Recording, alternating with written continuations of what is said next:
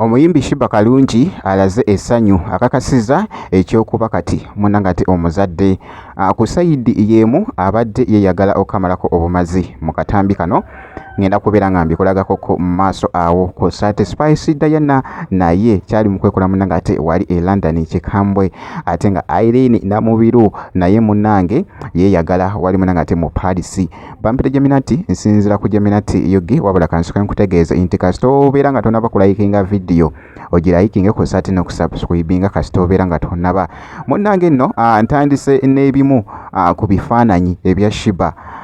Sheebah Kalungi avuddeyoko wali munnange n'agamba nti nno okusinziira ku posti gy'akoze ku bifaananyi bino nga bw'ogezaako munnangate ogiraba, agambye n'agamba nti nno just being a mother, when I am a mother nothing else excites, not the gram, not the noise, just love, and I would not trade it for anything in this world.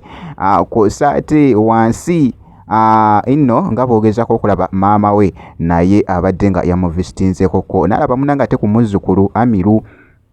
Nga bw'ogezaako munnangate okulaba oyinza okwebuuza n'ogamba nti no yiyi nga totulaza ate munnangate ku maama wa Sheebah mu feesi. So yoyo nga bw'ogezaako munnangate okulaba ekifaananyi ekyo. So abadde ne Amiru okusinziira ku posti n'agamba nti no watching my mother love my son have shown me a softness in her I have never seen before. Okitegeera bw'atyo Sheebah bw'abadde akakasa. Ku sayidi y'emu n'ateekayoko n'ako akatambi bannange abaddekoko gy'abadde alaga naye bambi abadde yeeyagala, abadde ayaka. Leero obukumba bw'ayambadde bwebo nga bw'ogezaako okulaba ka dresi ku Sate n'obugatto oba nkola kyeno muganda wange, naye abadde anyumidde munnangate obukumba buno, abadde bambi anyumidde obukumba buno omuyimbi munnangate Sheebah Kalungi.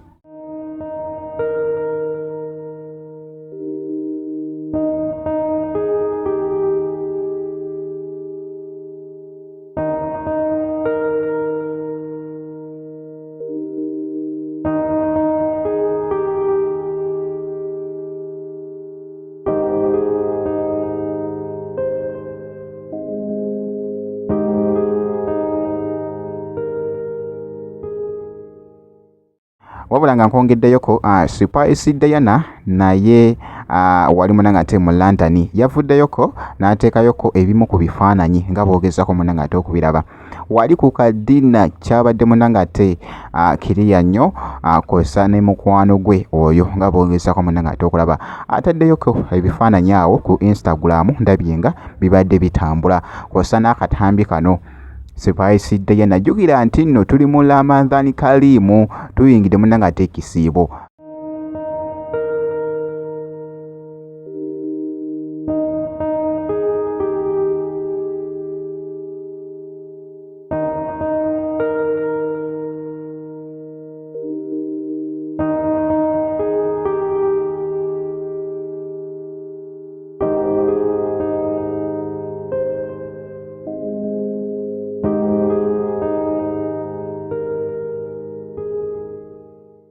Ekisiibo munnangate kyatandise dda. So bw'atyo Spice Diana bw'alabiddwako awo e London ne mu katambi ako.